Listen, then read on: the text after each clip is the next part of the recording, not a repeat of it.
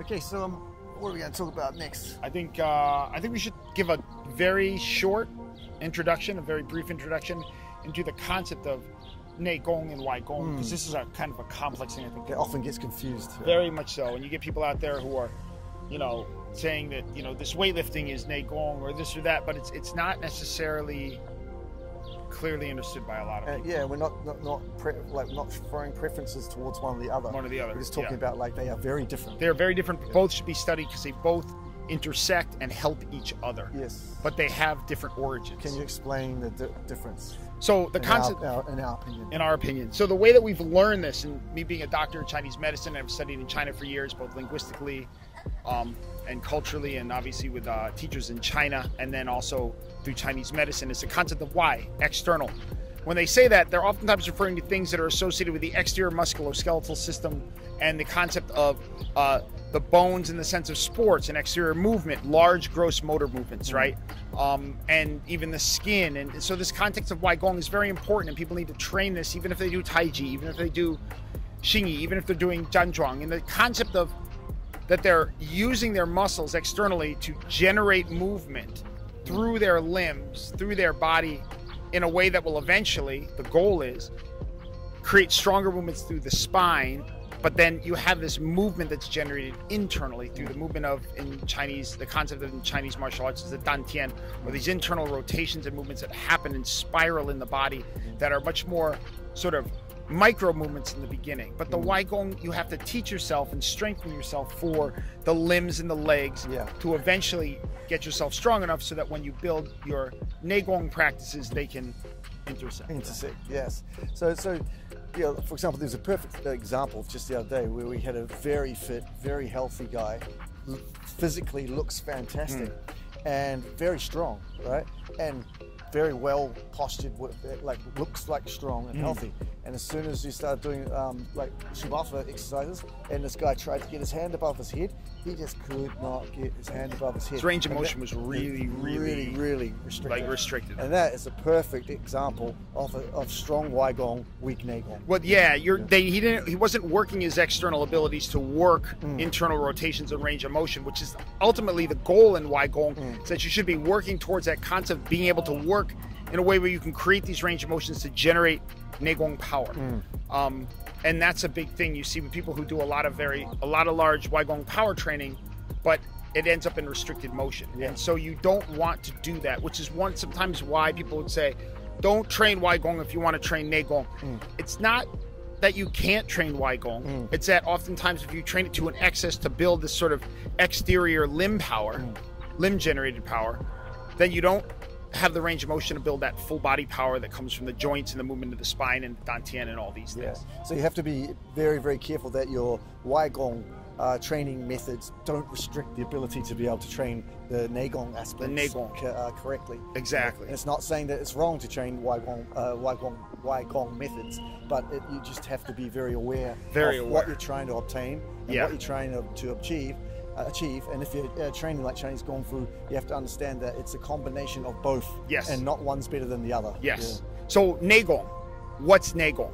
So NeiGong, this idea of inner work, is the concept of developing the movements internally that then generate and build through the spine and the movement internally of the breath and the movement of chi and the movement of the stomach. You can feel these movements that generate small movements internally that eventually get bigger and bigger and can be linked with the exterior limbs.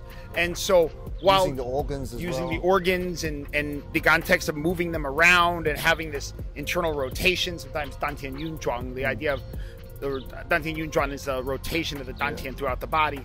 These things generate internal torque and force that then get displayed through the limbs. So you're not going to generate that through doing bench presses. You're going to generate that through more complex movement associated with the breath and oftentimes the mind, and very small movements internally that build over time. And this is NeiGong. The other aspect of NeiGong is the idea of becoming aware of your organs.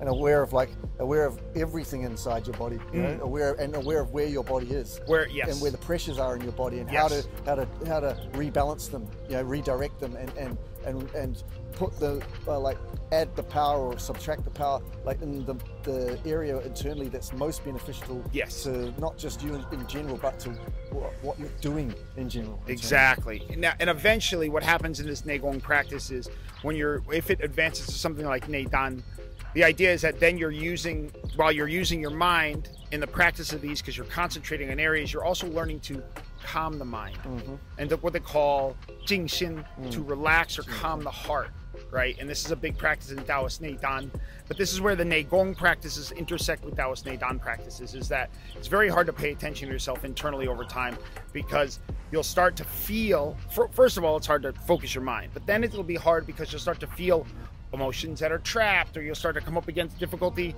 focusing and feeling like, oh, the politics of the day, or my job is stressful, or my home life is stressful. And so the idea is to relax the mind. So this is where Neidan kind of sinks in with a lot of the NeiGong practices, and where they can kind of link up in a way that they're kind of not separate. Yeah, they have to be integrated in that sense.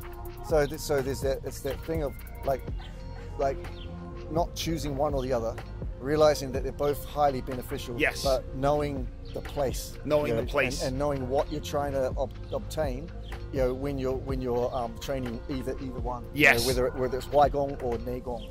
You know, that's a very, very important thing. It's a very important thing. Because to say that you can just get NeiGong just from smashing out WaiGong is not it's not correct. True. It's not and true. Vice versa. Yeah, and vice versa. You're not going to get it the other way. So you get the people who are really, really strong, lifting all these weights and saying, I'm breathing, I'm clearing nitric oxide, I'm doing whatever, but like they're not, when you watch them actually move, their moves are very stiff, and they don't have the circular rotation or torque or power. And when it comes to crossing hands, they wouldn't have the ability to move quickly, right? Whereas as you get the people who do NeiGong, they claim they do NeiGong, right? And there's these very wet noodly, like just not moving, no power. Oh, you're too hard. Oh, your foot moved in the push hands. They only want to ever do push hands, right? They can never really cross hands in any other way. So you get both. And I think one of the ways to kind of look at this is that ultimately over time, when you train both together, you're not going to be super brolic muscles up to here, because you're going to take some of that time to train NeiGong, but at the same time you're not going to be so thin that you don't have musculature development, because you will have that, because you're also training WaiGong, right? Look at most of the when it comes to Bagua, like look at most of the masters that most people around the world like idol, you know, like Yin Fu, Chen Ting Hua, and stuff like. When you look at them and you look at their body shapes, okay, they are not big, you know, like this, but when you look at them, you can tell that they are like steel wire. They're lean and they're dense, and they're quick. Modern day people, you see Luo De Xiu in Taiwan. You see, obviously, you guys know that we train with Xu and Feng, Xu Shi and Feng Zhengbao. Before he passed away, Ma Chuan Xu. Ma Chuan Xu, right? Ma Chuan Xu was another one. So you see these people, their body is built in a certain way. They have a certain muscular density, but they also have a looseness involved, almost like a well-trained boxer. You know, Mike Tyson and the heavyweights are unusual. We're talking about the middleweights and the lightweights. They're not just jacked to the hilt. They have a looseness, you know, they have a looseness to their body. They might be ripped in some ways, but it's muscular density, not muscular bulk, as you see in these people. That's true. So they have this smooth ability to snap, to move, and not saying, in some cases, a lot of their power is generated the same way as we do Kung Fu. In some cases, we generate things a little differently. It's just a difference, but there are still a lot of similarities, right? And so that's just a little bit. One of the things that she would always say is, Wai Dai Nei, Ran Ho, Nei Dai Wai, which means the exterior will bring or lead the interior movement. And then eventually, after you've trained for a while, then it's the interior motion that then brings or leads or starts the exterior. So that's that concept of you need to build a connection and a feeling with the internal mechanism through exterior training. But you have to make sure you're paying attention to that interior, right? Just like Simon said, you have to feel where your pressures are in your body. You have to feel what's going on. You have to feel all these things. And then you transfer that to the idea of you start to get the interior to move more and more and more, even though you're still moving the exterior, until eventually they're moving equally. And then eventually it'll be the interior that generates more and more of the power, and the exterior that comes along for the ride. And that's when your power greatly increases. And if you're still training exterior and interior, but you're matching their training, what I mean is, like, you're not training one at the detriment of the other. Yeah, well, the thing is that if you go along the lines of like, no, it's all about WaiGong, there is no NeiGong, or no, it's all about NeiGong, there is no WaiGong, you've already lost. Yeah. You know? And to claim that WaiGong is NeiGong is not necessarily true. There are aspects that they share, but they're not the same. And the train that NeiGong includes WaiGong, that's not necessarily true, because we see there are plenty of people out there who don't. You know, they just want to stand and they talk about all this power. Oh, you know, they're going to play these party tricks when they do push hands. It's just not, it's not it. It's not it. So, yeah. So that's our kind of concepts of that, is that you need to build that mechanism through exterior training, get a connection to it, and then that mechanism leads you. Absolutely. 100%. All right.